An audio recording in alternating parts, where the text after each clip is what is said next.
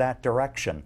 There are some economists who would suggest that in the long run, for the revenue it raises, it might be worth getting rid of entirely. Congress didn't do that. That debate will continue. We've talked about the corporate rates being reduced. How will small businesses do, and small mom and pop businesses do under this law? Well, the corporate tax rate really doesn't apply to most of your mom and pop businesses. They're subchapter S corporations, they're sole proprietorships that file through the 1040 system. In fact, upwards of about 50,000 so-called C Corps, the ones who pay the corporation income tax rate, have been migrating out of that system year after year. That's an annual basis, and they've been forming their businesses in other types of structures. And let's go to Jackson, Tennessee, and hear from Ed on the independent line. Hi there. Good morning, y'all. Morning. The tax system is not crippling our business around the world, said Warren Buffett. It is health care. In 1960, corporate taxes were 4% of GDP. Now today it's about 2% of GDP. Health care was about 5% of GDP in the 60s. Now it's 17.6% of GDP. As Buffett says here, it's not taxes that's an impediment. It's a distraction. It is health care cost. We spend $3.6 trillion per year. $1 trillion of that is wasted. We should have more money. We should not be cutting taxes for the wealthy. I mean, to me, it is insanity to cut these taxes. And then you can just trust but verify these numbers. Appreciate that, Ed. Josh Bibbins, any thought? Yeah, I think there's a lot of truth to that. I mean, I would say on the first point that sort of the U.S. corporate tax rate before the 2017 law was not an impediment to U.S. corporations doing business. I totally agree with that. I think there are a lot of claims that the U.S. corporate tax rate was somehow hurting our competitiveness in a global economy. It's not true. It's not true for a couple reasons. You know, one, 35% was the statutory rate. Most corporations, after they got their accountants involved, paid a lot less than that.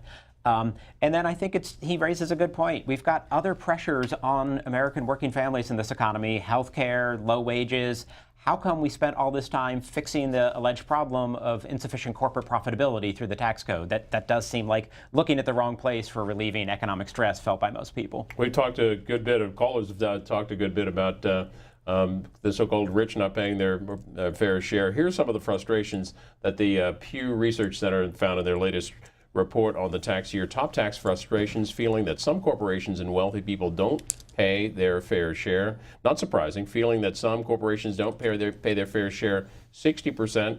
Feeling that some wealthy people don't pay their fair share, 60% as well, 62% on that top line number. Potomac, Maryland, Mary on the independent line. Hi there. Yes. Good morning. Hello. Yes, I'm calling to just mention that I belong to a club, mostly it's a women's club.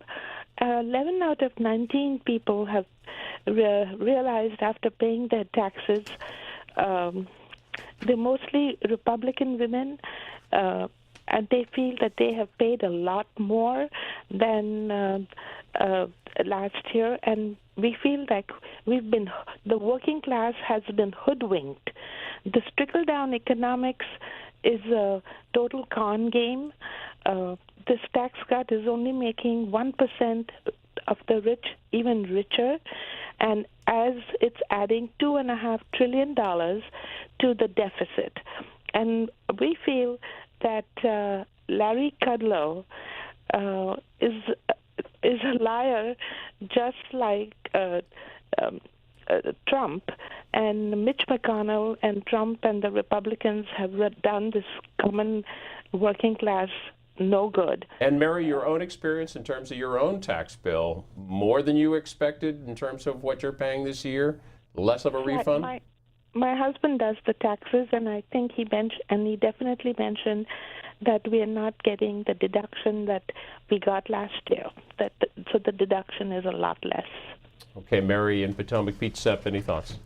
Well, I think it would be good to put this into perspective. Even the Congressional Budget Office says that our tax system, as it currently stands, is progressive. And in fact, OECD data suggests that the industrialized nations around the world suggests that our tax system, even in comparison with many other countries, is highly progressive. We lean very heavily on the top tenth of earners to finance a great deal of our government.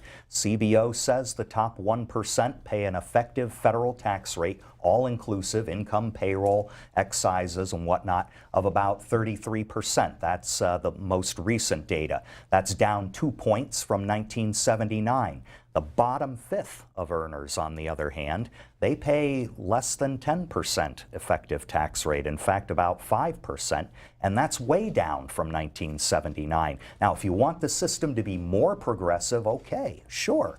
But to say that it's not progressive currently, no, the facts don't support that, and the fact that we have individuals getting away with paying low tax bills doesn't really change the overall picture.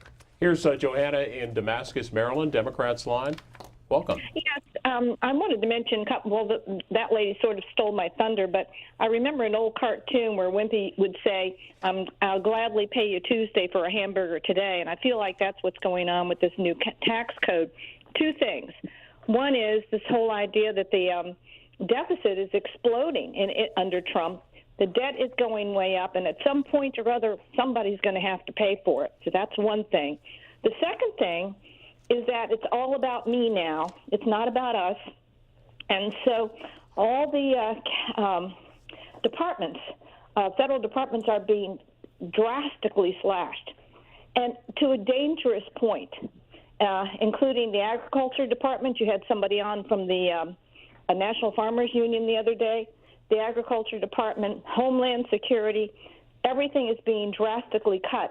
So we have less money to operate, to do the kinds of things that we need to do in the federal government. And then the people who are at the lowest end of the economic strata are really getting hit hard. The people that can least afford it have a higher tax burden and not as many services. So I'd like you to address those two things. I think they're both very important. Okay, Johanna, thanks for that. Josh Bivens. Yeah, I mean, so I totally agree. In the long run, if we want to have an effective government that actually provides vital services for a broad range of people, we're going to need to tax people more. And to me, the natural place to look for more money to start is sort of the top 1% and 5% that have just seen hugely disproportionate income gains over the past generation. We've seen a bunch of money accumulate up at the very top as it's been redistributed there, and yet we tax it a bit more lightly. I would say on the issue of the deficit, economically, I'm not that concerned about the deficit right now. Like, I look at long-term interest rates, they're awfully low. I do think politically the increase in the deficit is often utilized in a really cynical way. You've got a group of people, Republicans in Congress, who just passed a $1.5 trillion deficit finance tax cut, and then literally in the president's budget this year, they scream about deficits being too high and call for steep cuts in programs that benefit a large group of people. And so that to me is the worry about the political uses of deficit. So economically they don't scare me that much. Politically, they are always used as a cudgel to beat back services for a broad range of people, and yet they never seem to be in play when we're talking about tax cuts for the rich. That caller brought up folks on the low end of the income scale. I think Pete Sepp had mentioned the earned income tax credit earlier in our conversation. There's a report out by ProPublica here in Axios, Vox.com rather, with America's anti-poor tax audits in one infuriating map. They write that you would think that the IRS, in an effort to bring in more money, would focus primarily on auditing wealthy taxpayers. But as ProPublica's Paul Kyle and Jesse Eisinger found in a disturbing piece from late last year, recipients of the Earned Income Tax Credit, one of the U.S. biggest anti-poverty programs, aimed almost exclusively at the working poor, were twice as likely to be audited as people earning $200,000 to $500,000. And I'll raise this up to show the map of the audits, which basically shows a large swath of the southeast to the desert west and the west coast. Pete Sepp, remind us again of the Earned Income Tax Credit. Yeah, Who gets that? What's it for? I actually talked with the reporters on this story, and there's really two issues. One they don't cover very well, one they do. The Earned Income Credit was a program created over 3 decades ago, actually, designed to offset the income and later the payroll taxes that working